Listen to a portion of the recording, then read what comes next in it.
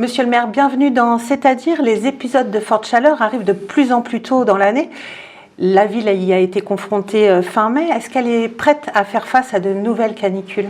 Totalement non, je mentirais si je disais totalement, mais on se prépare de mieux en mieux. D'ailleurs, je voudrais dire à celles et ceux qui avaient un doute sur le réchauffement climatique, on voit que de plus en plus on a des canicules qui sont un mois plus tôt qu'auparavant, qui se répètent de plus en plus souvent, et ça va être de pire en pire, puisqu'on nous annonce que le 1,5 degré arrive en 2030. Ce qui est 1,5 degré, ça paraît rien, mais ça peut faire des plus 10 degrés comme aujourd'hui dans les variables saisonnières. Donc la ville se prépare, elle a commandé d'autres ventilateurs depuis la dernière canicule. Ça c'est pour les écoles? Donc pour les écoles, nous avons un ventilateur par classe. Nous avons fait une deuxième commande, donc c'est 320 ventilateurs. Nous avons fait une deuxième commande pour avoir dans les jours qui viennent 2 ventilateurs par classe dans les centres de loisirs. Et puis nous avons déclenché le plan de canicule pour ne pas laisser des personnes seules en difficulté. Et quels dispositifs, en dehors de cela, sont activés lorsque les températures deviennent exceptionnelles?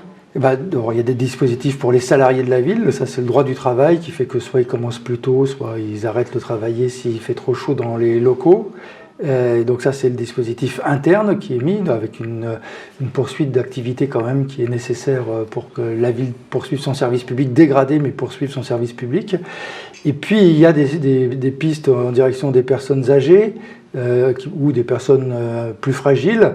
On ouvre des salles comme la salle des fêtes, la salle du conseil municipal, l'entrée de cinéma Jean Vigo, en gros toutes les salles un peu climatisées pour permettre à ce que ces personnes, si vraiment elles se sentent en difficulté, puissent venir dans un endroit rafraîchi.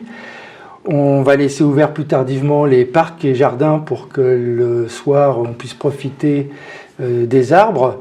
Et puis on a des choses de plus longue durée aussi que l'on met en œuvre. Comme quoi par exemple? Est-ce que le CCAS qui appelle les personnes âgées, oui, ça fait partie des dispositifs? Alors ça c'est le dispositif canicule, on appelle les personnes, on a toute une liste de personnes âgées isolées et donc le CCAS les appelle et peut les emmener dans ces salles-là. Et puis il y a des dispositifs aussi qui sont mis en place, j'ai oublié d'en parler, des rafraîchisseurs d'air dans les crèches, mais aussi alors je ne me rappelle plus le nom, quelque chose qui remue l'air, qu'on est en train d'installer. Non, qu'on est en train de remuer, qui remue l'air et qu'on est en train d'installer dans les préaux d'école pour faire en sorte que d'ici la fin de l'année, parce que c'est un budget de plus de 700 000 € au final, pour que toutes les écoles aient au moins leur préau avec ce brassage d'air qui fasse qu'il y ait un sentiment de rafraîchissement et que ce soit plus agréable pour les enfants et les équipes enseignantes.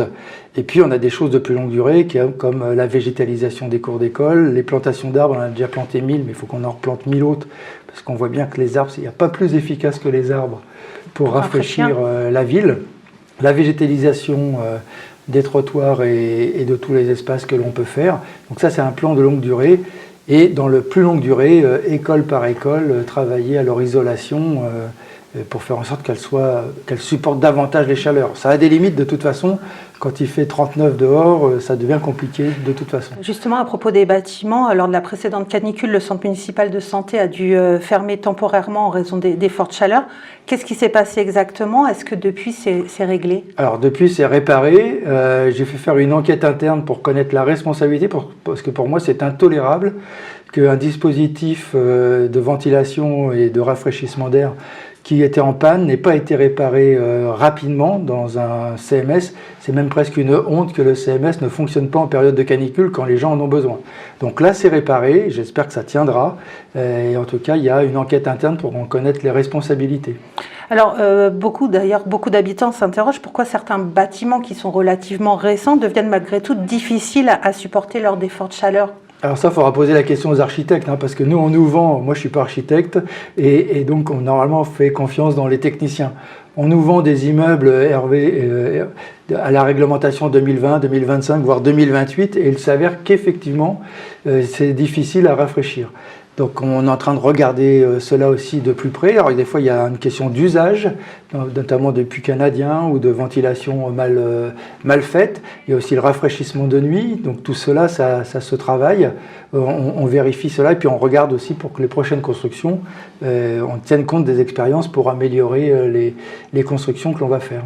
Vous installez aussi des aspergeurs un petit peu dans tous les quartiers de la ville pendant ces épisodes de forte chaleur. Est-ce que vous allez en installer des nouveaux?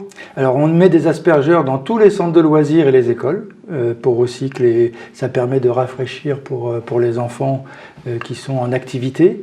Et puis on essaie d'en mettre dans tous les quartiers. Alors est-ce qu'on va en mettre des nouveaux? Je n'ai pas ça en tête, peut-être, mais je ne suis pas sûr. C'est surtout arriver à faire que celui du village fonctionne et de faire en sorte qu'en mettant ces aspergeurs, il n'y ait pas de dégradation des bouches incendies. Je rappelle que les dégradations de bouches incendies, c'est dangereux.